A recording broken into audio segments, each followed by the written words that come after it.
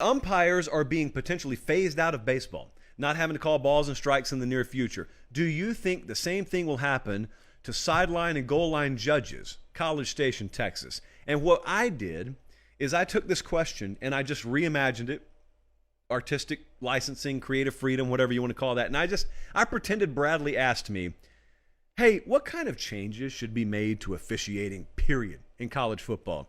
Several, Bradley, several. This is one of probably the most fun, play-along-ish questions on this show's history. Because every one of you's got an opinion on this. Every one of you, at some point in a given Saturday, yells at your TV or is sitting in a crowd somewhere and you yell at the field. And sometimes it's not even because a call was bad. Sometimes it's just over the stupidity of the way we still officiate this sport. Make no mistake, plenty of bad calls. But there's some things that just from a procedural standpoint are dumb. And I'll tell you the first one. Spotting the football in 2023 should not require chains. It should not require the naked eye. That should have been done away with a long time ago. We just claim to have picked up a radar signal from some galaxy 90 billion light years away. And we can't figure out whether someone picked up a first down or not on planet Earth 30 yards away from where we're standing. It's not that we can't, it's that we refuse to. Picture this. I didn't plan on using this as a prop because it's a basketball. Just pretend for a second, if you will, that this is a football. And you're going to have to use theater of the mind if you're on podcast. Thing's really soft. Hey, what stops me from microchipping this entire seam? Just put a laser strip that is computerized in this entire. So basically, imagine these are the laces of the football, or imagine that this is the front end and this is the back end. If I were to insert chips into this ball, which costs like $4.99 a piece, and then I also lay electric grid over the field, I don't have to worry about spotting a football anymore. The only thing I have to worry about is when forward progress is stopped. Because if a guy has either touched the ground or stopped forward progress, but then reaches out afterwards, that strip doesn't know that forward progress has been stopped. But when we're talking about spotting a ball, and you think about the amount of egregious miss spots on footballs, and then we got a chain crew that comes out that also has no business on football fields in 2023. If you want it for optics, if you want it for old time's sake, I'm fine with that. But it needs to be cosmetic.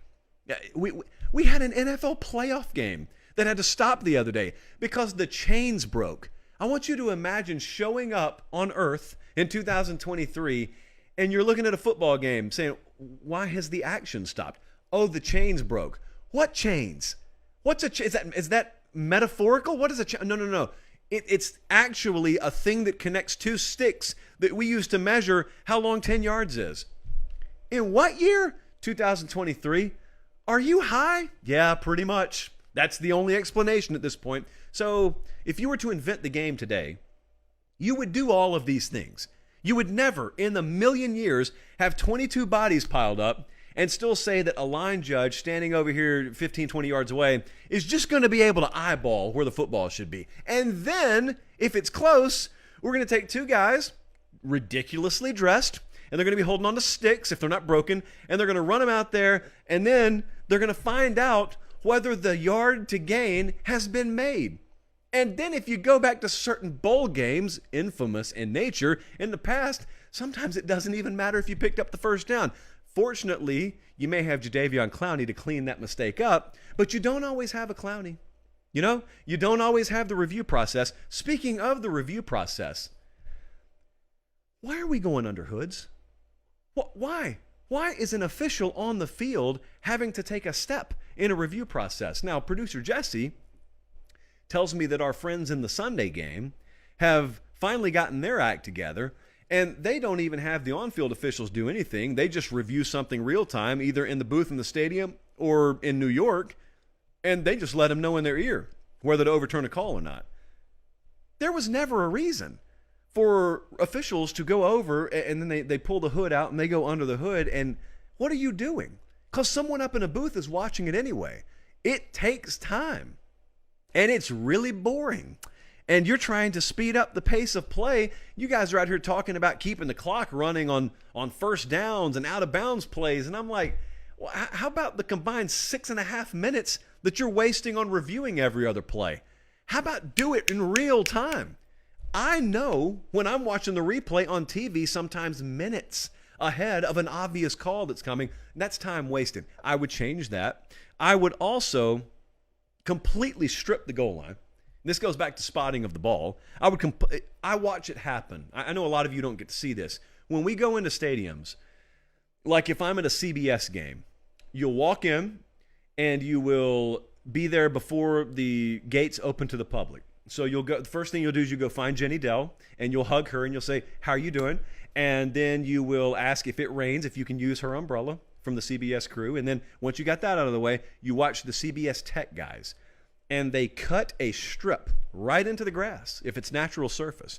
They actually cut into the grass.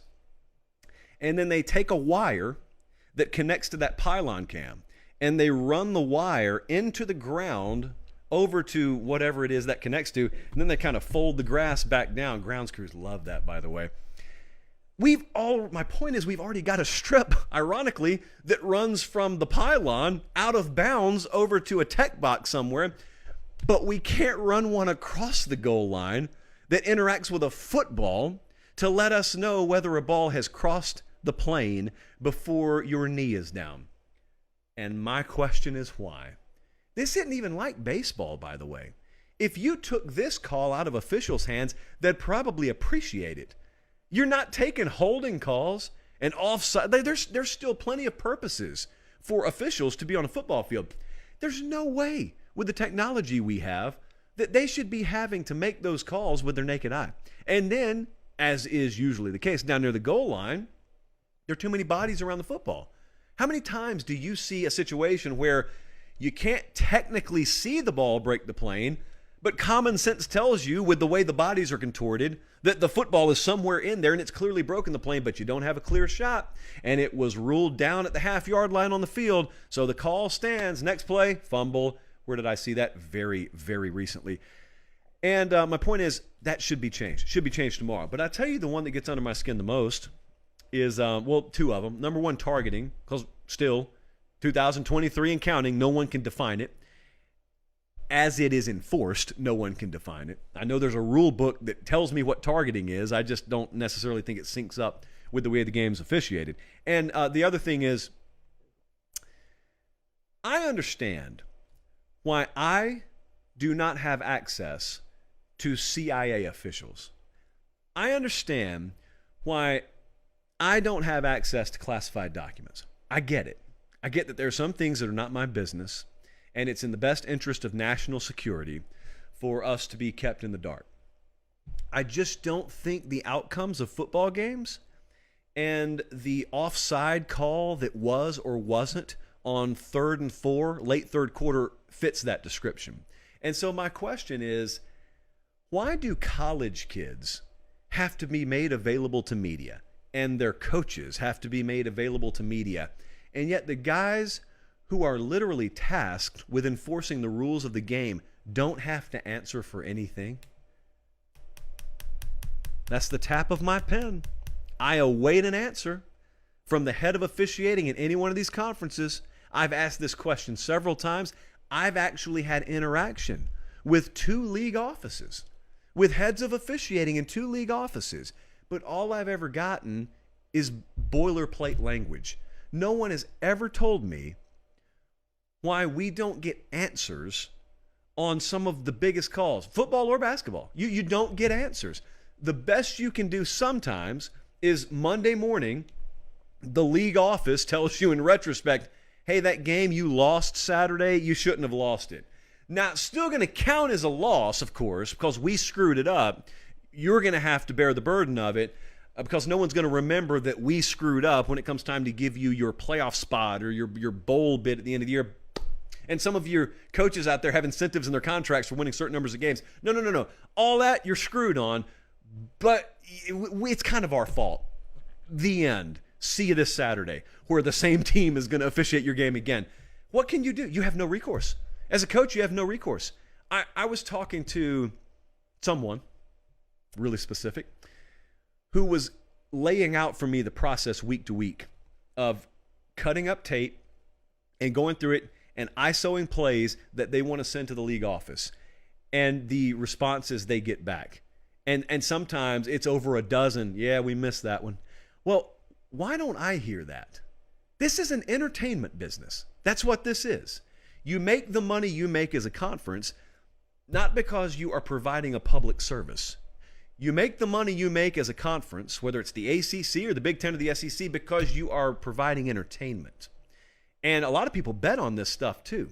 And don't turn your nose up at that, because that's making you money. And in turn, you basically give a giant middle finger to them when one of the most important mechanisms in that form of entertainment you're not given any access to. You don't get any answers from it whatsoever. Like imagine if Netflix handled your credit card information that way. It's really none of your business. Actually, it is. You're kind of supposed to be serving me, not the other way around. I don't serve you. You're supposed to be serving me. And coaches say the same thing. This isn't strictly just a fan complaint.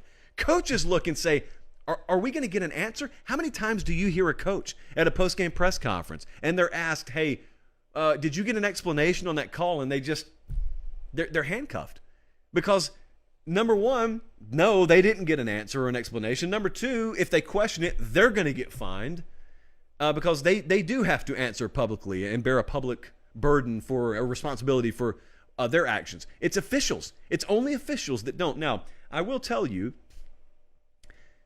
as I've explained before, there are two sort of very thin veils that leagues hide behind to explain why their officials aren't made public. Number one is, well, they're not full-time employees. Number two, they're not paid a lot of money. To which my response is, pay them more and make them full-time employees. The end. Do you know how many zeros are on the end of these media rights deals you guys just signed? Even without the media rights deals. Do you have any idea how much money flows through these conferences? You're going to tell me that you don't think officiating, the actual enforcement of your rules, is important enough to warrant either full-time employment or at the very least raising the standard to where in exchange these people do have to give an answer for their actions? No one even believes that. It's almost an insult when they tell you, well, these guys, they've got regular jobs Monday through Thursday. They fly into these venues out of the kindness of their heart. Now, they get a little stipend, but they're really doing it for the love of the game. I got a lot of other folks out there that are qualified too, that would do it for the love of the game and also happily answer your questions afterwards. I could say a lot more now. Those of you in the high school officiating circuit out there who have ever tried to dip your toes into the waters of college officiating understand how crooked those ladders are when you try and climb them. I hope I haven't been unclear there either. So Good Old Boy Network, if you've never heard that term before, you're looking at it when you're looking at some of the folks who officiate college football on Saturday. Now, I have nothing against officials. It sounds like I'm trying to demonize them. I don't have a problem with officials. I got a problem with the way officiating happens, especially on the back end, because you never get an answer. Guys, thanks for watching Late Kick. Make sure and leave a comment. I love interacting with you. But most of all, please like the video and subscribe to the channel. That's how we keep all of this free.